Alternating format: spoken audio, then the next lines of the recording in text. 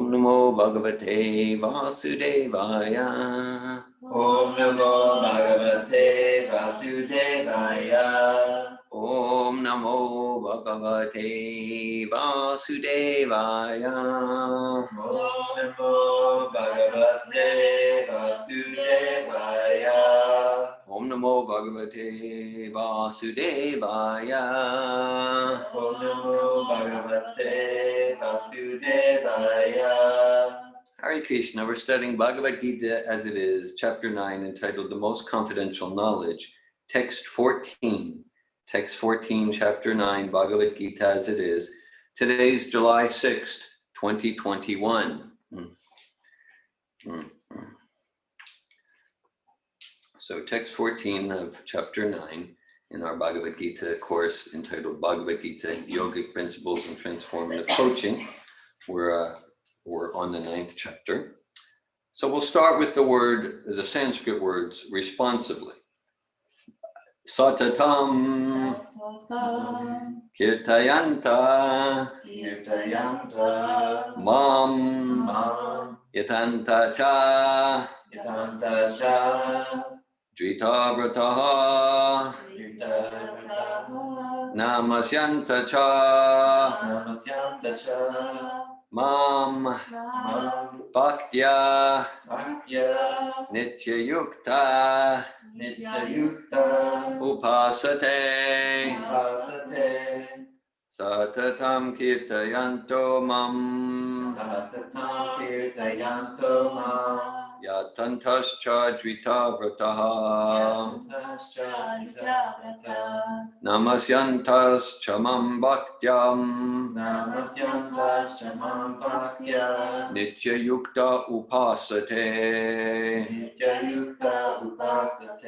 Satatam Kirtayanto Mam Yatantascha Dritavrataha Namasyantascha Mam Bhaktya Nityayukta Upasate Satatam Kirtayanto Mam Yatantascha Dritavrataha Namasyantascha Mam Bhaktya Nityayukta Upasate.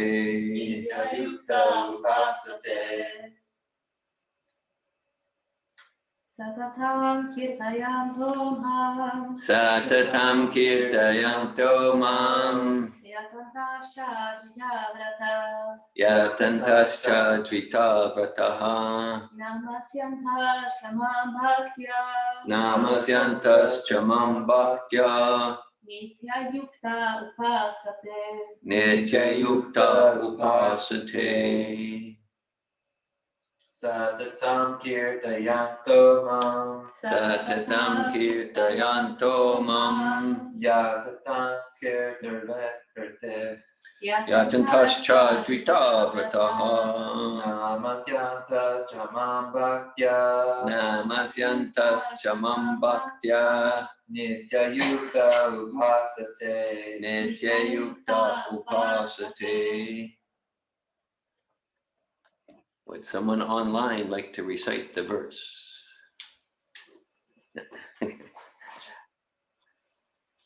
All right. We'll go, yeah, Malini. It takes time to unmute. Gotcha. And I was looking at the computer. Satatam Kirtayanto Mam Yatantascha Dritavrataha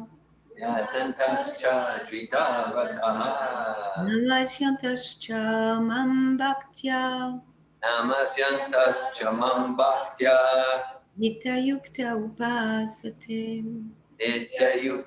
Upasate. Satatam. Always. Kirtayanta. Chanting. Mam. Me. Yatantacha. Fully endeavoring also. Dritavrata. with determination. Namasyanta cha, offering obeisances, mam, unto me, bhaktya, in devotion, nitya yukta, perpetually engaged, upasate, worship. Translation. Always chanting my glories, endeavoring with great determination, bowing down before me, these great souls perpetually worship me with devotion. Purport by His Divine Grace, A.C. Bhaktivedanta Swami Prabhupada. The Mahatma cannot be manufactured by rubber stamping an ordinary man. I'll just pause there. His symptoms are described here. A Mahatma is always engaged in chanting the glories of the Supreme Lord Krishna, the personality of Godhead. He has no other business. He is always engaged in the glorification of the Lord. In other words, he is not an impersonalist. When the question of glorification is there, one has to glorify the Supreme Lord, praising his holy name, his eternal form, his transcendental qualities, and his uncommon pastimes. One has to glorify all these things. Therefore, Mahatma is attached to the Supreme Personality of Godhead. One who is attached to the impersonal feature of the Supreme Lord, the Brahmagyoti, is not described as Mahatma in the Bhagavad Gita. He is described in a different way in the next verse. The Mahatma is always engaged in different activities of devotional service, as described in the Srimad Bhagavatam, hearing and chanting about Vishnu, not a demigod or human being. That is devotion. Shravanam, Kirtanam, Vishnu, Smaranam, and remembering him. Such a Mahatma has firm determination to achieve at the ultimate end the association of the Supreme Lord in any one of the 5 transcendental rasas. To achieve that success, he engages all activities, mental, bodily, and vocal, everything, in the service of the Supreme Lord, Sri Krishna. That is called full Krishna consciousness. In devotional service, there are certain activities which are called determined, such as fasting on certain days, like the 11th day of the moon, Ekadashi, and on the appearance day of the Lord, etc. All these rules and regulations are offered by the great acharyas for those who are actually interested in getting admission into the association of the Supreme Personality of Godhead in the transcendental world. The Mahatmas, great souls, strictly observe all these rules and regulations, and therefore they are sure to achieve the desired result. As described in the 2nd verse of this chapter, this devotional service is not only easy, but it can be performed in a happy mood. One does not need to undergo any severe penance and austerity. He can live this life in devotional service guided by an expert spiritual master and in any position, either as a householder or a sannyasi or a brahmachari. In any position and anywhere in the world, he can perform this devotional service to the Supreme Personality of Godhead and thus become actually Mahatma, a great soul. Om Ganatimirandasya Gyananjana Shalakaya Chakshur Militam Yena Tasmai Shri Gurave Namaha Shri Chaitanya Manobishtam Stapitam Yena Bhutale Svayam Rupa Kadamayam Dadati Svapadantikam Vandeham Shri Guru Shri Yuta Padakamalam Shri Gurun Vaishnavamscha Shri Rupam Sagrajatam Sagana Raganatan Vitam Tam Sajivam Sadvaitam Savadutam Parijana Saitan Krishna Chaitanya Deva Shri Radha Krishna Padan Sagana Lalita Shri Visakan Vitam Hey Krishna Karuna Sindhu Dina Bandhu Jagatpati Gopisha Gopika Kanta Kanta Namosuti Tapta Kanchana Gauranga Radhe Vrindavaneshwari Vrishabhanu Sute Devi Pranamami Hari Priye Panchakalpata Yubhyascha Kripa Sindhu Bhyevacha Patitanam Pavanebhyo Vaishnavebhyo Namo Namaha. Jai Shri Krishna Chaitanya Prabhu Nityananda Shri Advaita Gadadhar Shri Vasari Gaura Bhaktivinoda Hare Krishna Krishna Krishna Hare Hare Hare Rama Rama Rama Hare Hare Namo Vishnu Padaya Krishna Prastaya Bhutale Srimate Bhaktivedanta Swami Niti Namine Namaste Sarasvati Devi Gauravani Pacharine Nirvishesha Shunyavadi Paschatya Desha Tarine.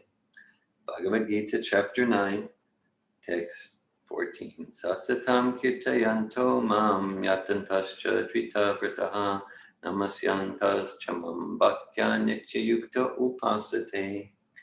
Always chanting my glories, endeavoring with great determination, bowing down before me. These great souls perpetually worship me with devotion.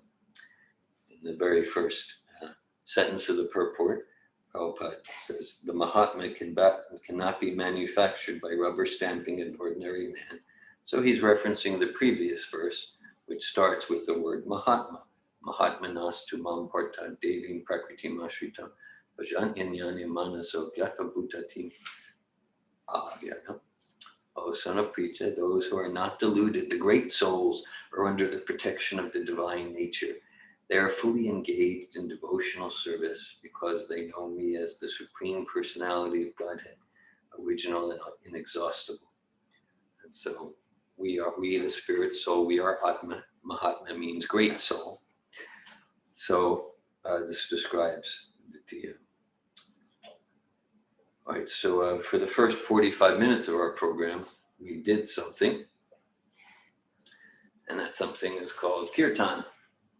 Kirtan. So we can think, okay, so is this, yes, correct. So is this Kirtan, is it something that we just made up? Did it start in the 60s with the hippies? Did Prabhupada make it up?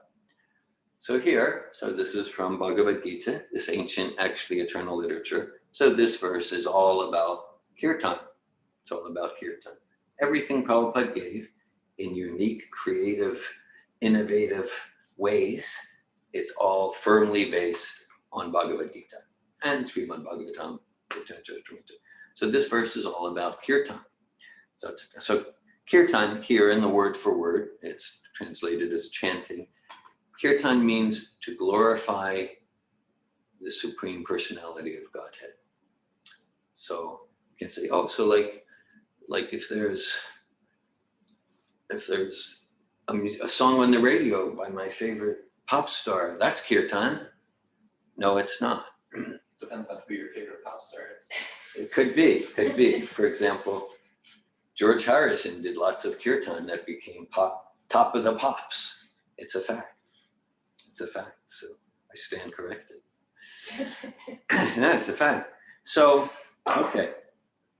So now Prabhupada's making the point. Well, there's like a place in Bhagavad Gita, it makes it clear that earlier in chapter 7, Rasoham apsukantiya prabhasmi sasisuryayo pranavasa vedeshu shabdake purusham vishu. So that's one of many, many verses about realizing God in nature. I am the taste of water. I'm the light of the sun and the moon. I'm the sound and ether. Like that. I'm the fragrance of the earth. So many ways. So there's like the energy of the Supreme. And Vedanti tat tatvavidas tatvam yajganamadvayam brahmeti paramatmeti bhagavaniti shabdyate. Learned transcendentalists who realize the absolute truth, realize the absolute in three facets or phases. And that's Brahman, kind of like, yes, and everything is the energy of God. Like we can say as an analogy, like we're all one in humanity. We are all one in humanity. And we're all one. It's true, there's truth. At the same time, if we go deeper into it, we can go deeper into it. Okay, but there's a distinction between Jeremy and David and Ladini and Malini and Surya Narayan. We're distinct individuals. So many analogies. The ocean is one. The ocean is one. Okay, but if we go deeper into the matter, there's so much variety in this ocean. There's sharks and there's dolphins and there's guppies. I don't know if there are guppies in the ocean or whatever, but whatever. Okay, so there's different types of seaweed and whales and okay, so there's so much variety if we go past the oneness. So there's different facets, different perspectives of the absolute. An analogy I use sometimes, just like, okay, so like if there's a symphony orchestra and someone with little to no music appreciation might say, after hearing the Mozart concert and was asked, what do you think of the concert, the symphony? And I might go, I liked it, it was good. Okay, it's true. Now, someone with music appreciation, what do you think of the symphony? I don't know what they would say because I'm more of the one, but yeah, but something about, wow, the way the flutes and the harmonies and then the percussion blended with they'd say all sorts of things and I would just be like, it was good. I liked it. Okay, so the person, the aficionado, the gourmet, with subtle appreciation of all the nuances, that appreciation includes, it was good, I liked it. It includes it. Okay, so at the same time, it goes deeper, right? It's a richer appreciation of the symphony. So this kind of, let's call it the impersonal realization of the oneness of all energies. It's nice, it's a realization of the absolute. It's a realization of the absolute. And then this personalism includes it and is more complete. The other day, a few days ago, I gave the analogy that Prabhupada gives in the 15th chapter of Bhagavad Gita in relation to the banyan tree. Right, we're all familiar with the analogy to some extent. Like, okay, there's the actual banyan tree, and then there's the reflected banyan tree. And then Prabhupada talks about how the Mayavadis, the impersonalists, that they understand half the circle, 180 degrees, right? In other words, like the emptiness, the futility, the intrinsic temporary emptiness, misery of material nature. It's flickering, it's not substantial. So that's true. Okay. But then Prabhupada said, but then there's the other 180 degrees, the actual banyan tree. Okay, so let's just say some mundane pop song. You say, yeah, or just some mundane job to make money, to get a house, with no one in front of that string of zeros. It's just essentially glorified forms of what the animals do.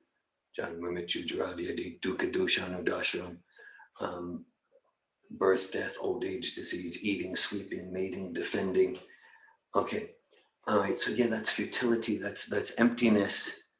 Okay, there's no fulfillment, no peace there. All right, so let's give it up. So that's true, like liberation from the reflected banyan tree, liberation from the falsity. Okay, but then so then on the other side of desire, from material desire to spiritual desire, then there's the real banyan tree. That's Kirtan. So okay, so we give up material music that just further entangles us in the temporary nonsense. Okay. But then, okay, well, what's the spiritual music? What's the spiritual eating? What's the spiritual friendship? What's the spiritual adventure? What's the spiritual? That all exists. It must exist, because if it exists in the shadow, it must exist in the source. Okay, so Satatam Kirtayanto Mam. So examples we give often, like in this ancient tradition, there are so many examples of realized impersonalists, such as Shukadev Goswami and the four Kumaras, meaning they had full realization of the oneness of all God's energies, full realization that they're not the body, and no material desire, transcendental total material desire. That's peace, transcendental material desire. So the four Kumaras, they're on that platform. And then there they are in Vaikuntha, and they get a whiff of the tulasi flowers offered to the lotus feet of Vishnu. And then they become bhaktas, they become devotees. So what does that mean? It means that the fragrance from those flowers, it's not material, it must be spiritual, because the Kumaras had no spiritual desire. So there's spiritual fragrance, spiritual flowers, there's spiritual dancing, spiritual music. Kirtan means glorification. If we're talking Bhagavad Gita, that's Kirtan too. Typically we think of Kirtan with the instruments, that's the standard version. And so any glorification of God is Kirtan. And this process of Kirtan, it's a universal process. I know if we look at like descriptions in the Old Testament, David HaMelech, King David, we talk about the Temple of David, but it's actually David kind of started the project, then his son Solomon completed it. And so David, even before the temple, what was he doing? He was doing just what y'all were doing on Saturday night in Gainesville, Florida. I saw pictures. You were gone and you were doing kirtan, singing and dancing in the streets with Eze and Damayanti and Ekadashi Vrat and Jim. Valerie, beautiful, beautiful. Valerie, yeah, ecstatic pictures I saw of Valerie on kirtan. So that's what King David was doing. He was dancing around Jerusalem. It actually says, im tzulim, it's a kartos. It's a anapaname, so I forget the word in English. But the Hebrew word for kartos says with the tzulim and the trumpets and the drums and all these instruments, and they were singing and dancing, and it's a big kirtan. It's a big kirtan. And so if we get to the essence, of all of these genuine spiritual literatures, it's bhakti. We might say the Maha Mantra from the Old Testament, probably the mantra that Jesus most chanted, was V'ahavta et Adonai Elohecha b'kol levavka, b'kol nafshka, b'kol modecha. Love God with all your heart, all your soul, all your might. Same in Islamic tradition. Jesus was chanting Hare Krishna. That's why they started to call him Christ. Because they're similar to Krishna, yeah. I would not be surprised if Jesus was chanting Hare Krishna, Krishna Krishna, Hare Hare, Hare Rama, Rama Rama, Hare Hare. And even with, let's call it, the evidence that's accepted by mainstream, you can see it's, hallowed be thy name. Even the temple in the Old Testament, the actual temple is Hamikdash Hashem HaKadosh. It's actually called in Hebrew. You don't get that in English so much, but it's called the Temple of the Holy Name. It's called the Temple of the Holy Name. And then, if we look, jump forward about 1,500 years, a little bit after the time of Lord Chaitanya, maybe you've heard of the Hasidism. Yeah, Hasidism. So the Hasid movement. So it started because the idea is like the rabbinical community had become quite kind of dry and academic. So then there was someone named the Baal Shem Tov, and he started this whole movement of going in the fields at midnight and doing kirtan. I was with them in December 1983 in Jerusalem, right by the Ir Hatika, the Wailing Wall. I was with the Breslov Hasids, and I was doing kirtan with them at midnight. So his name is Baal Shem Tov. How's that translate? I'll tell you. Baal Shem Tov translates as Master of the Holy Name. Master of the Holy Name. Haridastakor in Hebrew. Yeah, essentially, yeah. Namacharya. Nice connection. I was, some of you have heard me told this, in 2016, I was visiting the Bonomos. They were in Ricon, Switzerland, which is about 10 minutes from where they are now in Wieler, Switzerland. And where they live, we walk up the mountain. You were with, I wasn't. you weren't on it. Right. You came a little later, okay. Yeah, so I was with the Bonomos. We had, it's February in Switzerland, so pretty much the only thing to do there is snowball fights. So we had plenty of them. We were walking up the mountain. So about a 45-minute up the mountain with Annette, Peter, and their daughters, Anouk and Noah. And there's a Tibetan Buddhist ashram. And from what I understand, like when the Dalai Lama visits Europe, that's where he goes. It's like the Tibetan Buddhist ashram in Europe, and it's right up the mountain there. He goes to Prague. To Prague, he visits Prague. I believe it. Just want to make sure your country gets some points. I get you. Okay, so yeah. Bama Ijadi, Janesh, okay, those who are attached to their okay. So yeah, so we got to after we gone up the hill and we did a scavenger hunt. It was a whole thing. And so we get to the ashram, Buddhist ashram, and we go in, and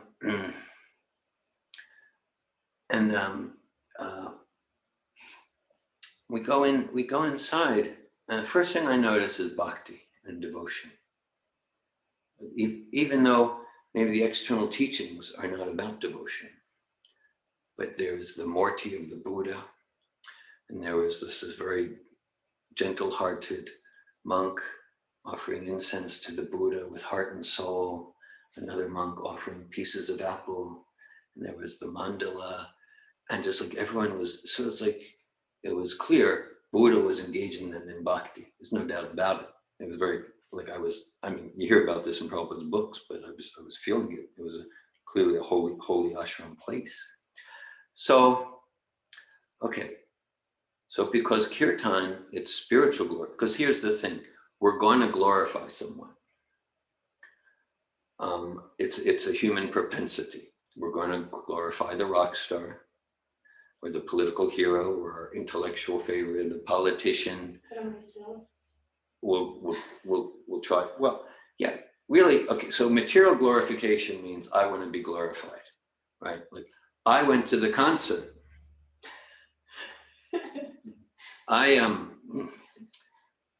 I'm from Philadelphia. They won the Super Bowl a few years ago, and guess who's from there? Dalai Lama comes to Prague. Precisely. And guess who's from Prague? Oh my God, it's you. So material glorification means like it's an attempt for me to be glorified. So Kirtan is glorification. So basically it's this human propensity. We're going to glorify. So our question is how and where are we going to direct our propensity for glorification? So directing it towards the Supreme Personality, who's the source of all energies, Aham Sarvasya Prabhava Mata Sarvam Pravartate, directing it towards God, then we're liberated.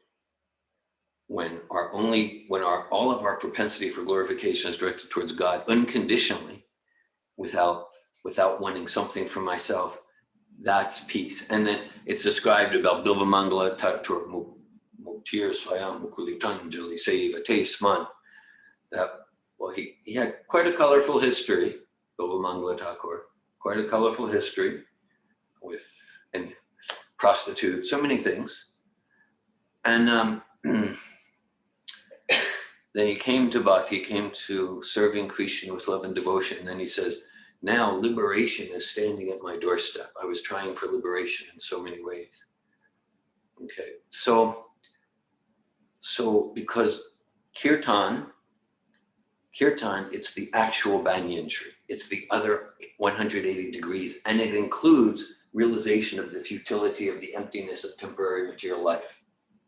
So it includes Vasudevi Bhagavati Bhakti Yoga Priyojita Janiyat Yashavaragam Gyanam Chara Hetukam.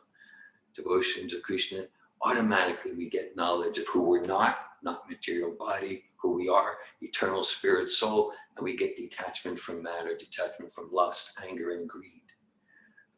So we engage in Kirtan, and liberation is waiting at the doorstep of such a devotee. We engage in Kirtan, and that is liberation. In Bhakti Yoga, the journey is the goal. We engage in Kirtan, whether with musical instruments or studying Bhagavad Gita, and we're liberated. And then, after liberation, then we do more Kirtan. But then, we do more Kirtan.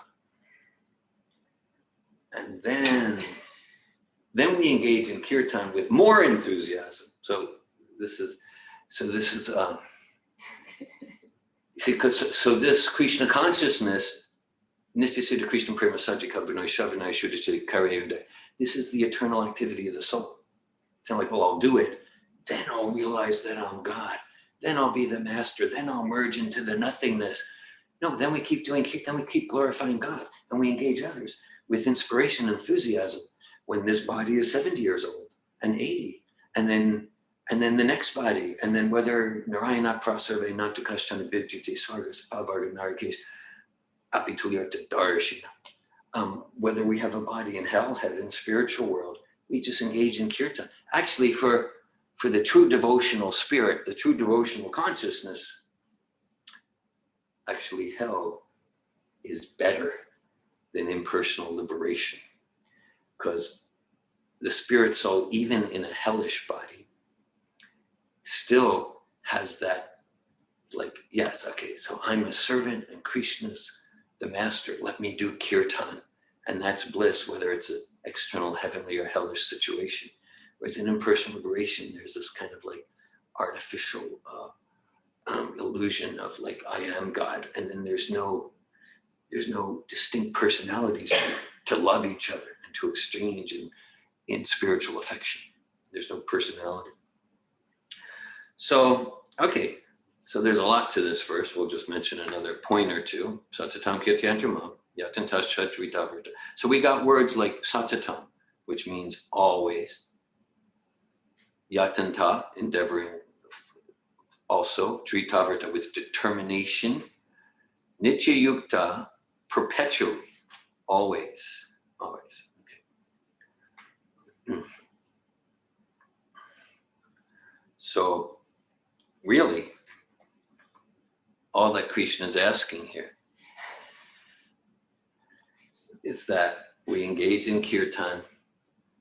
All he's asking is 24 hours per day, 365 days per year, 366 on leap year. So really, that's all he's asking. Yes. And actually, he's not asking it for himself, but this, the more, okay, like previously in Bhagavad Gita, Krishna emphasizes, Neha Bikramanaso state Pratyabhayana Vijita, Sopamapya Siddharma Satrite Napo Matobaya. He says, there's no loss or diminution here. You do 0.1%. Okay, that's your eternal benefit. That's wonderful. Chant one Hare Krishna, engage in Kirtan for 2 minutes in the lifetime. That's wonderful. And then you continue in the next life. You never lose that. We never lose that. Whereas, let's say if it's like, okay, let's say if I want to be a physician, okay, let's say it's a 6-year program. So then I do 2 or 3 years, and then I leave. I go, okay, well, now I can perform half a surgery. I did 3 years. Yeah, I can take out half an appendix, right? But then the government will go, no, you can't do anything in medical. No, you don't have it. You didn't complete the program. Oh, well, I can be an engineer. No, you did those 3 years in medical school. You didn't study to be an engineer.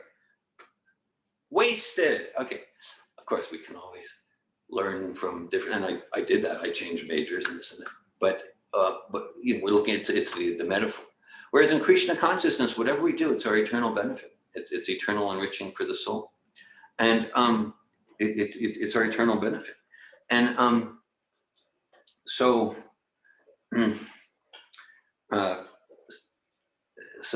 we're encouraged to do the satatam with determination. And Prabhupada makes the point we're encouraged to go towards 100%. And to say, so it's just like, that's for our bliss, because that's the bliss of the soul, to be offering everything with devotion to God. That's our peace, that's our bliss.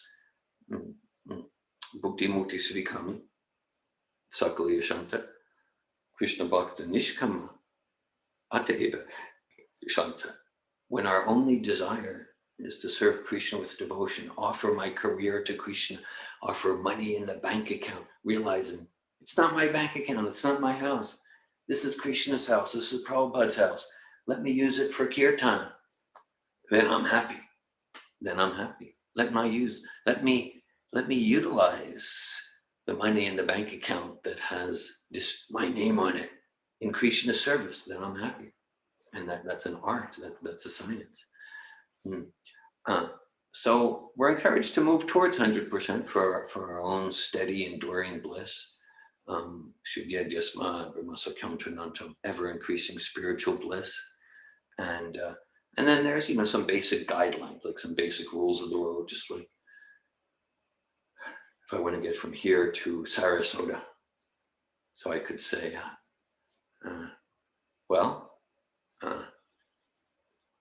because I'm my own man and I'm free, I'm an independent person. So today, to get from here, Alachua, Florida to Sarasota, if I feel like it, I'll drive on the left side of the road. And if I feel like it, for me today, red light will mean go very fast because I'm free as a bird.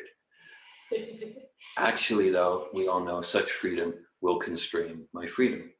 In a prison, in a hospital, in a morgue, with debt, like that. So it's like, no, actually, these rules of the road, they free me because I'm committed. Dritavrataha means commitment. I'm committed to follow the rules of the road, drive on the right, stop at red light. I'm committed to follow the rules. That frees me to achieve my destination. Real commitment means the capacity to commit to my highest good, to discipline myself for my highest good. So it's described. Smartavya satam Vishnuvi smartavya najatuchet. All the rules and regulations are meant to move us towards Kirtan more and more. To move us towards always remember Krishna, never forget Krishna. The principle is anukulyasya sankalpa patikulyasya varjanam. Accept anything that's favorable for that goal, reject anything that's not favorable. So this verse again, chapter 9, text 14. Satatam kirtayanto mam yatantas chavdritavrataha namasyantas chamam bhaktya nitya yukta upasate. Always chanting my glories, endeavoring with great determination, bowing down before me, these great souls perpetually worship me with devotion. Hare Krishna. Thanks for your presence and attention. Thank you. I welcome at this time, if anyone would like to share any comments or realizations or ask any questions.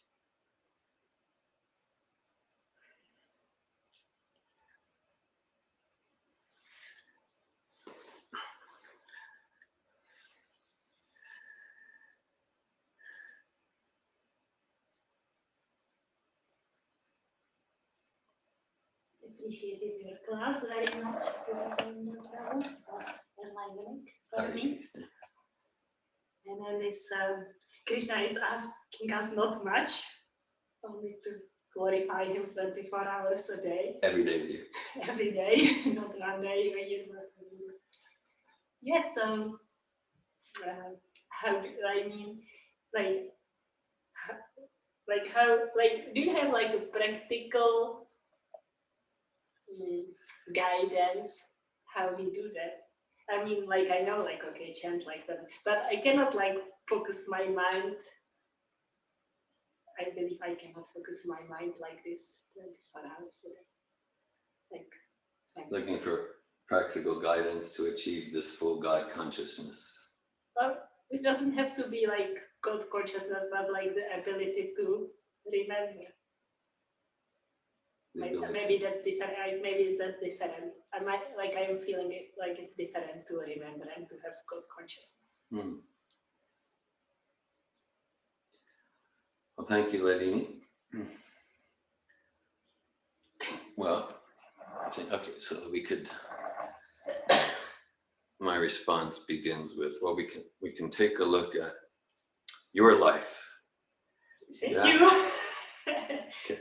So your life. So if we look at your life 7 years ago, like how much you absorbed in Kirtan rasa, Kirtan consciousness. Okay, not too much. There's other things, like if we took a cross section of your brain at that time, there's other things going on. So now I hear frustrated because kind of like you want, but you're not that sincere, and you want to remember. I don't know if I'm frustrated. Yeah. I'm just like really, like I'm thinking about this a lot when I remember to think about it. Yeah. Like I feel like I'm missing something in this. Like, how do I remember? Like I don't feel frustrated. I feel like inquiring. Like I want to increase my remembering. Yes. I know that for sure. And I feel I'm missing something. Like maybe that's like one of the idea I have, but I don't know. Maybe I'm like too intense. Like that I cannot like when I chant japa, sometimes I want to focus, but it's like so intense. The focus that I cannot keep the attention because it's too much. But then there is something like relaxed focus. More of a soft focus rather than really trying hard. Listening to God, listening to God, listening. Yes. And so I feel like something like this is like for like the different is chant japa and different is to cook and remember Krishna. Yeah. So I feel like I'm missing. That's why I'm asking, because I feel like I'm missing something like, and I feel it's like it will be like something like really simple and practical that I don't know what it is. You feel you're missing something that's probably right in front of your face. Yes, exactly. Well, the two processes of bhakti we hear about the most are Shravanam, Kirtanam, hearing and chanting. This verse is about chanting. There's so many verses about hearing. What you're talking about is the third process, meditation, Smarana. Prabhupada describes like the yogis meditating. He said that's Smarana, that's a form of bhakti. So you're looking, what I'm understanding is you're looking to increase your Smarana, and I'm not you, but I know for me, it has a lot to do, so I'm talking me here, not you, but I know it has a lot to do with what I expose my senses to. And just like, and so then my Smaranam is deeper in Kirtan or it's not. So it's just like right now, like after this program, if I were to go take rest, maybe read a verse of Bhagavatam before taking rest, then for the rest of tonight and tomorrow, my Smaranam is going to be pretty good on the meaning of this verse and Prabhupada's purport and our discussion and the ecstatic Kirtan, Jeremy leading the Nrsingadev mantras. That's where my Smaranam, that's where my meditation will be. If instead, after this program, let me just surf the net for this and that, or even, we all know it's a slippery slope. Oh, this friend sent me a link about this and that. Yeah, but it's a friend, so it's all right. And I do 2 hours there. Then it's just like, then I'm like, I don't even want to remember Bhagavad Gita. I don't even want to remember Kirtan. So my visual sense, my hearing sense, and we can go to other senses too, but we can. So just for me, my Smaranam naturally increases without trying when I'm just engaging myself in in like an hour and a half where we just engaged ourselves, and morning program. So it's just personal sharing.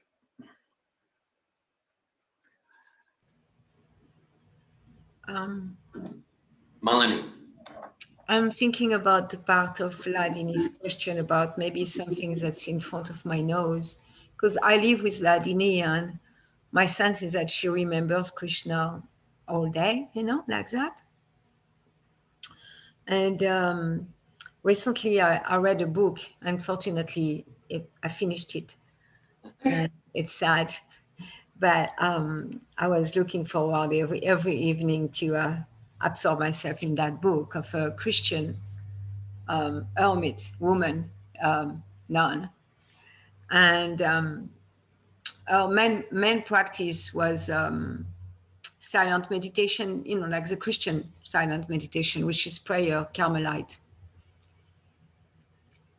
And while I was reading her book, a lot of her book is about God and speaking about God, our relationship, and really intricate nuances in a relationship with God, relationship with the church, relationship with our anartha. She goes deep into different type of anarthas that can come up and the weeds in the heart and all that. And at the same time, there is a lot of part of the book where she speaks about her day-to-day life, cutting the wood, and because she had no electricity, nothing really. She lived in a cave in the mountains of the Alps, and everything is a struggle in her life. And so a lot of her book was about those struggles, the wild animal around, the waters that stop running. And as I was reading her book, even so, it seems that he was speaking about mundane things. It seems to me that it was obvious that he wasn't, that he was never speaking about mundane things. And because I recently also I read I think it's the second chapter of the second canto, and Prabhupada somewhere he put something like naturally we will be involved with our day-to-day life, cooking, cleaning, shopping, and our kata and maybe may look like the kata of people who don't read the Bhagavatam. And at the same time, I'm wondering if there is like a way to see that in a sense it's always there. It's always there in some form or another, some dimension or another. So that's a smaranam, like you say, of course, if we are more absorbed, we are more aware of it and maybe it's increased. And even without that, hopefully we have that we are impregnated with it. Like I had a long conversation with a senior devotee just now, like Mother Govinda Dasi. I can share Mother Govinda Dasi. So she's so senior. She was like right there with Srila Prabhupada at the very beginning of the movement. She called Swamiji. She's the one who kind of unearthed the fact that it wasn't so good to call him Swamiji. So yeah, and in a sense, if someone else was listening, they will think like, oh, it's just mundanity, the whole conversation. But I know that Prabhupada and Krishna were at the center of that conversation. Even so, we didn't speak about Prabhupada and Krishna much. So that's a perspective I wanted to bring. Thanks for that. Yeah, what I'm getting, Molly, is like, smaranam, remembrance of Krishna. It's kind of integrated into the very, very fabric of the speech, of the sensory activities, even if we're not cognitively remembering. Just like, I don't know, like even let's say if like a bhakti devotee is trying to fix the computer, take care of the computer, but they might not be thinking this is for Krishna. Maybe they are, but they're not thinking this is for Krishna. But still, in the very substratum of their existence, it's like, yeah, then I can send those emails to explain about Kirtan, and I can organize that Bhagavad Gita program like that. it's like it's there. It might not be on the cognitive surface, and so with that, thanks for sharing, Malini, and you're indicating that it is. It's right in front of Ladini's face.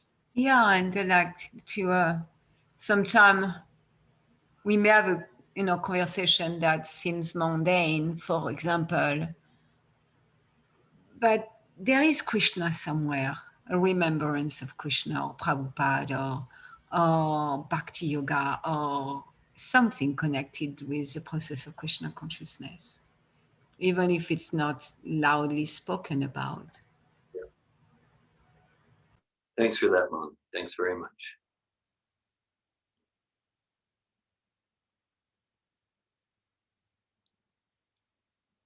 It doesn't have to be like narrow-minded conception of remembrance.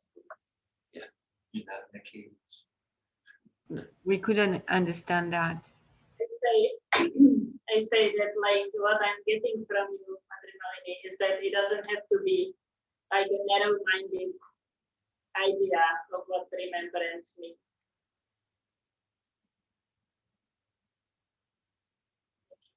Yeah, thanks for that. Because I'm thinking of this verse, 8.6 Bhagavad Gita. Yam yam bhavi samam bhavam tyajatyanti kalevam tam tam niveti kantya sadatat bhavavita. So the word bhava is there 3 times. And sometimes it's translated if one remembers Krishna at the time of death. And then we can understand that in a very narrow, incomplete way, like that. But then, Prabhupada makes the point, bhava actually means, what's very at the core of the heart of the soul. And so that's why right. So and the more we're involved in kirtan and discussions like this and like that, then the bhava, the actual internal meditation, which sometimes might bubble to the conscious surface and sometimes not. The internal meditation is deeper and deeper. So just like, okay, whatever. Let's say you're cleaning the house at Manalini's ashram, or you're preparing boga to offer to Krishna, like that, and maybe right there at the tip of your mind, there are some other thoughts, not Krishna. Maybe. It's possible. It's a hypothetical example. So then, but then like Malini's emphasis there is like, but if we go in there, it's just like, no, you're preparing this to offer to Krishna, and then you'll get to serve Malini and Narayan and Bhakta Eze, and then it'll be a clean house for the health of the devotees, and you'll offer it to Prabhupada. That's in your bhava, and that's what I get is a lot of what Malini is sharing. She's not incorrect. So we don't really have like control of the remembrance. I mean, except like we do our sadhana and like this, like we are not in control. That's what they're saying. We're not in control. Well, my understanding is as we come more and more to sattva, we become more and more in control. So I'm not in control. As we come more and more towards sattva. Yeah, I feel like, I experienced you in service, much in service. Excited coming to Melanie's house and supporting your guru friend, and coming here to all the programs and chanting more after you chant so that you can actually chant with fun, not just get good. And so your life is, and I like with David, I was going to go right there. It's like compared to last year, this year, every year. I feel, at least like in my life, like those voices don't go away, like, oh, you're cleaning it like I wish I, or whatever those voices. I think being like, oh no, I'm not with Krishna, oh no, that voice just gives it more power. It's like, okay, look, it's part of Ladini. She complains sometimes or thinks about something else or some fantasy. It's okay, like slow, steady. Yes, Thanks, Michael. Yeah. Highlighting. Thank you for highlighting this point of like the steady progress, you know, like Yeah. to pursue. Because when I try to pursue, and it's like even like going even farther. You know, you try to create something that you're not, and then resisting the thoughts and then getting, and at the same time, or I experience you at least, you know, growing in your bhakti. Yeah, there is a verse in Bhagavad Gita, Krishna says that one can control the mind with constant practice and attachment. So I'm speaking about the attachment part.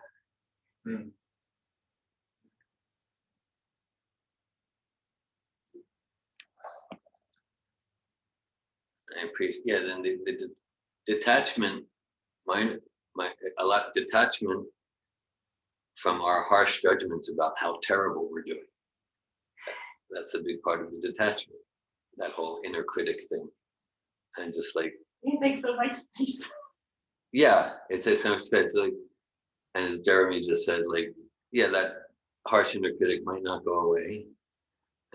But we can just take it less and less seriously. Take it less and less seriously. As well as the voice that like, I'm doing great.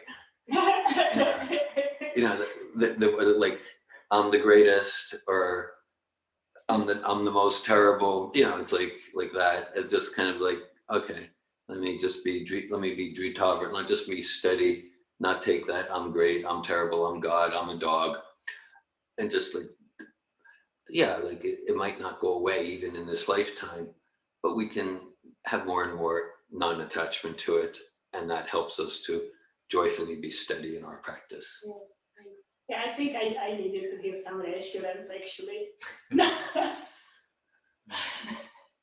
So thank you. Then you want to focus on it. Oh, poor Lucky, someone feels so terrible. She's not here. Where the book says where I'm fully.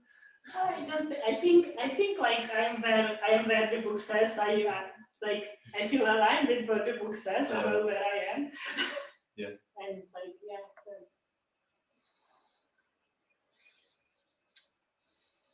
I appreciate the conversation. Any other comments or questions?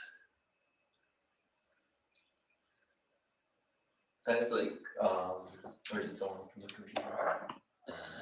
No, we're with you, Jeremy. Okay.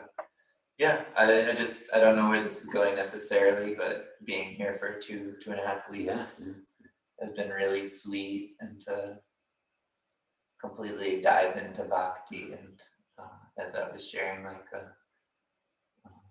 word romantic, but like to be able to completely dive into a practice that's so distinct philosophically. Yeah.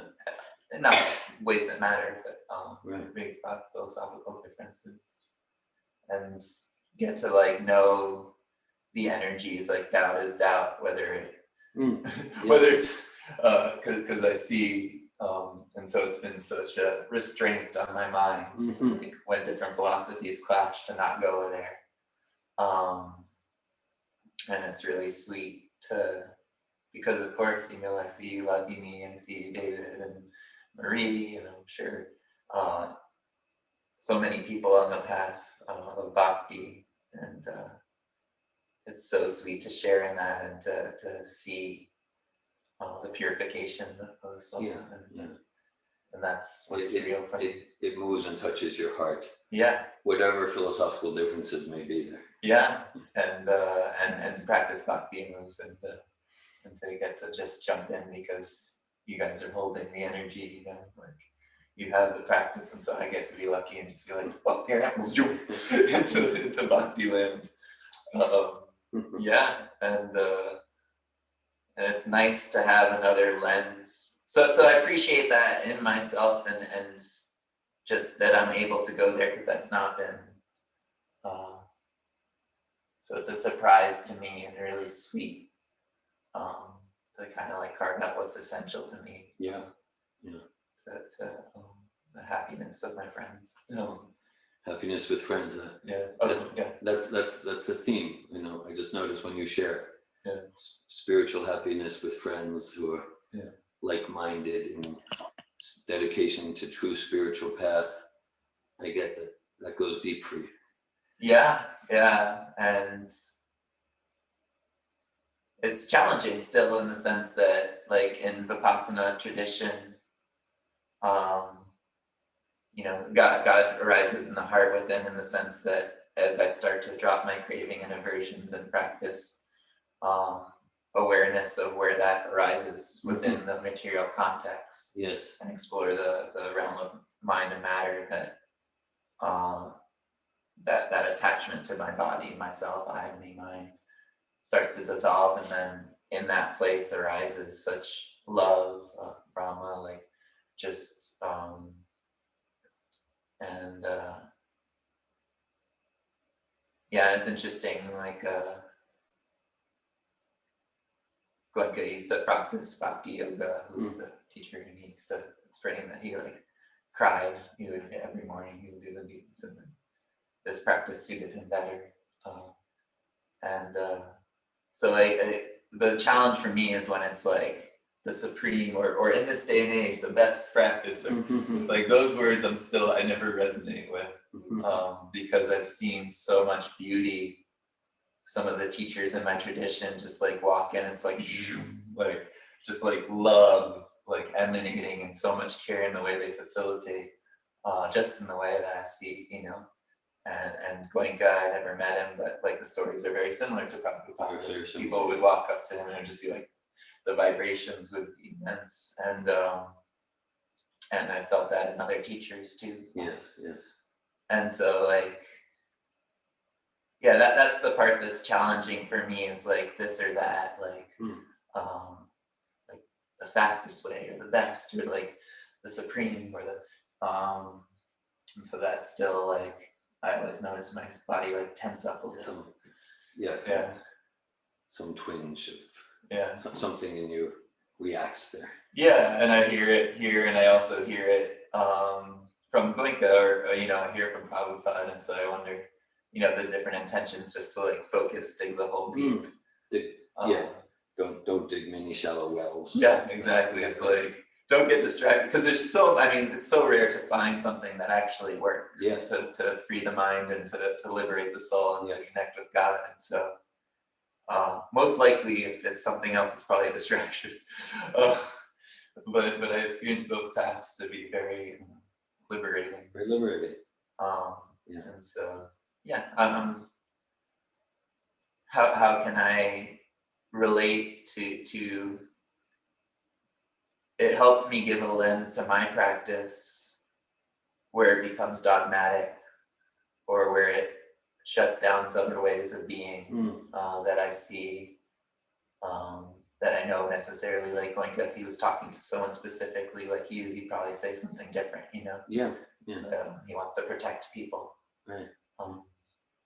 And so to be able to appreciate where I see progress, Yes. and because I don't know where things will end up, Yes. I don't know what happens after death at all. I don't remember any past lives.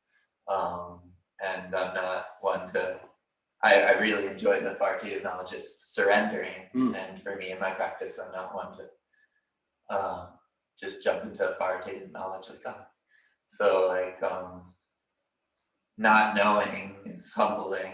And like, okay, in the end, Buddha could have been there to trick people who were lost in rituals and this to fully purify their souls, and then once they're purified, to connect with God through the Hare Krishna or whatever it may be. That could be true. It doesn't feel like my reality right now, because everything coming from the Buddha and the words are so clear and so honest to his experience that it doesn't feel like a trick at all.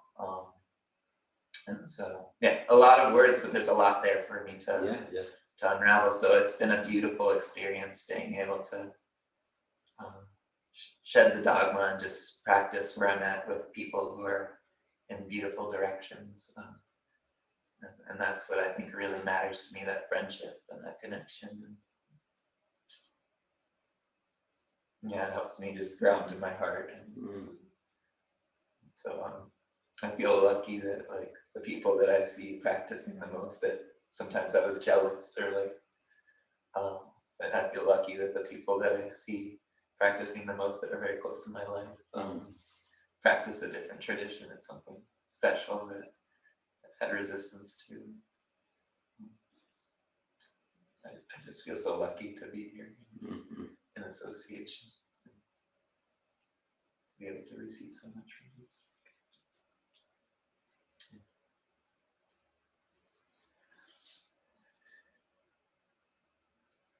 See, I'm very moved.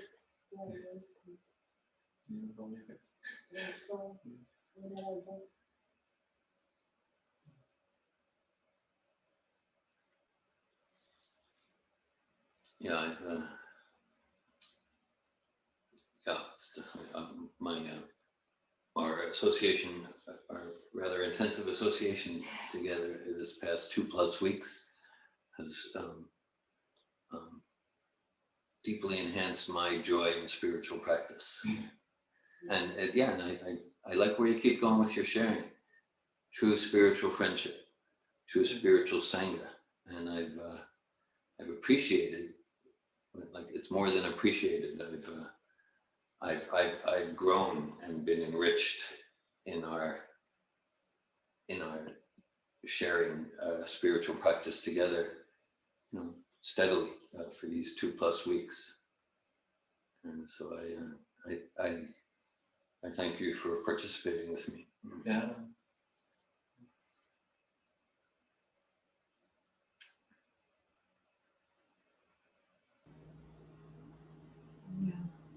Same thing for me, Jeremy. Like I've been enlivened by your association and time together. I wish I had done more sitting with you. And I think like it's often a nomenclature gets in the way of true spiritual exchange. And like I was speaking about that book that I've been reading for the last month, I think, about a month. And it's having such an enlivening book for me. And the nomenclature that this Carmelite hermit use is absolutely completely different than what I may read in Bhagavatam. However, the realization she shared throughout the book and the clarity of her experience in her practice, which is a lot of silent meditation, I completely felt enlivened and inspired by it. And for me, it was Bhagavatam. So, when I discuss with you, I very rarely feel opposition. I always feel maybe the nomenclature is different, but that there is complete synergy, and there is another one I'm looking for, but coherence into when we are only share on a realization level, that there is coherence between things that you share and things that I experience. And next time maybe we'll do more sit. Hare Krishna, Jeremy. Are you leaving today? Thursday morning. Huh? I said Thursday morning I might visit tomorrow. Oh, okay. Hare Krishna. So we'll see you once or twice again. Hare Bol, Jeremy.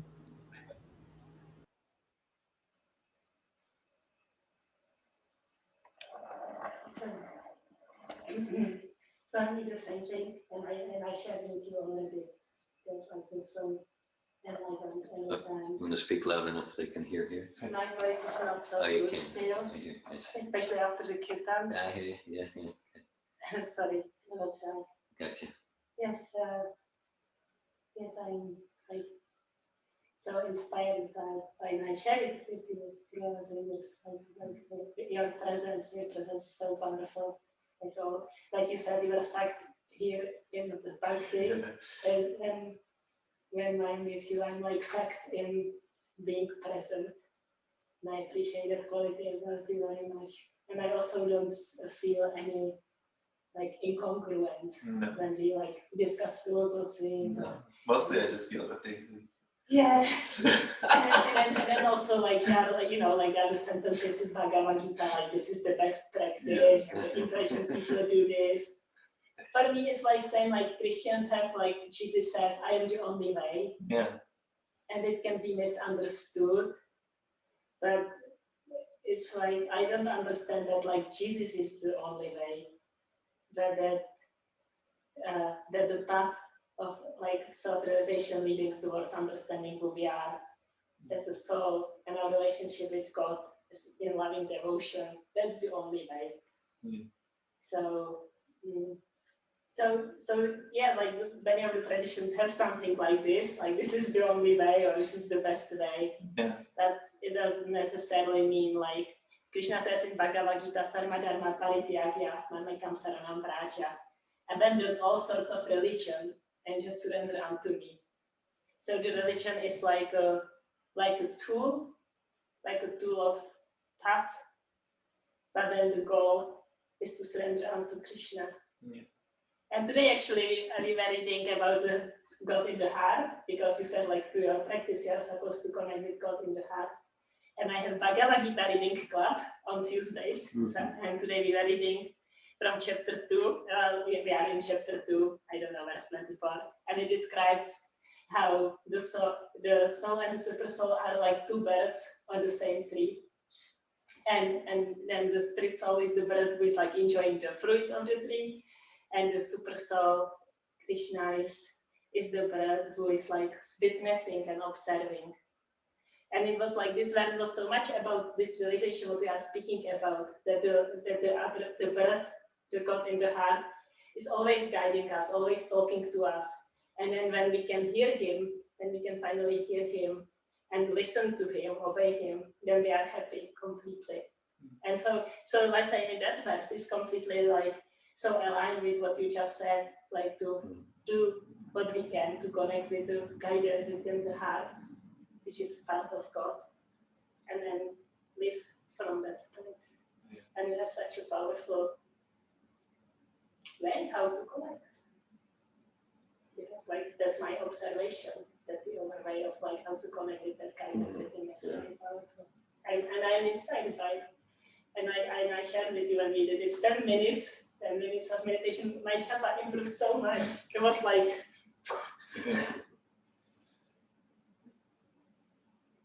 silent, you don't see any. No. Yeah, it's sweet, like I completely want to support. And it's so beautiful to see that like your faith and David's faith and like I have deep faith in my practice, and at the same time it's like the like you said about religions and just surrender unto me. It's like it helps me detach from the ego aspect of my spirituality and just be like, oh, whatever Vipassana, you know, it's Vipassana. It's like I'm practicing Vipassana. It's my journey there, and the heart that comes in my mind. And like I don't have to talk about Vipassana and cheer about Vipassana and say how great Vipassana is. It's like it's in me, and it doesn't have to be the only way, and it doesn't even have to be what people do. And if this verse is like, give up all religions and surrender unto me, gives you the freedom from this identification, like I'm in this team, and this team is the best team. Yeah.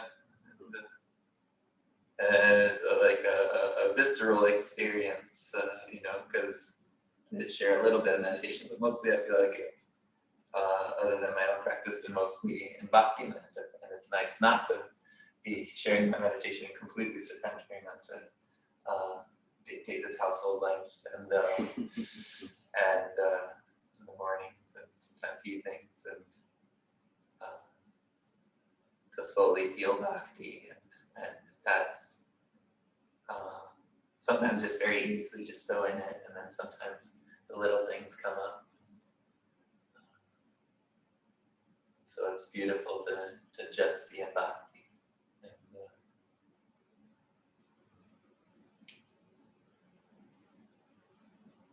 yeah, that's been sweet too.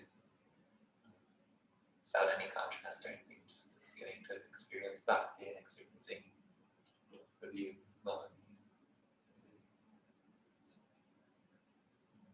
You have added sweetness to our bhakti experience. You added back to our bhakti experience. Yeah. Thank you for sharing.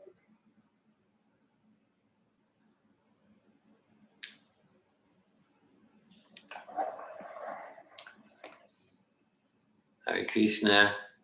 Thank you for joining us, Surya Narayan Prabhu. Hare Krishna. Thank you, everybody. It was really wonderful. Great way to start the day. It's a great way to start today. It's morning in Christ. Which is your guys tomorrow. Yes. I'm in Nelson now.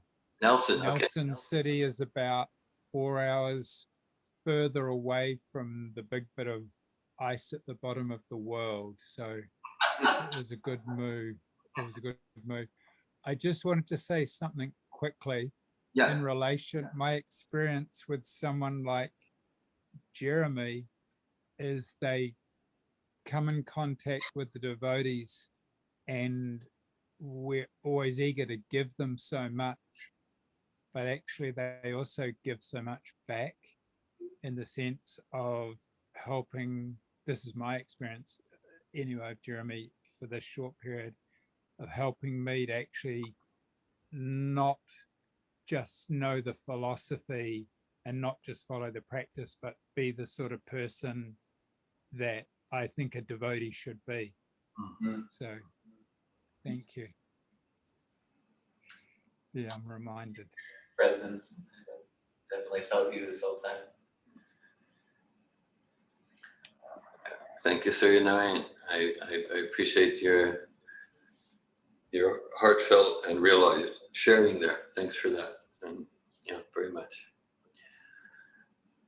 Bhagavad Gita ki jai. Srila Prabhupada ki jai. Dhira.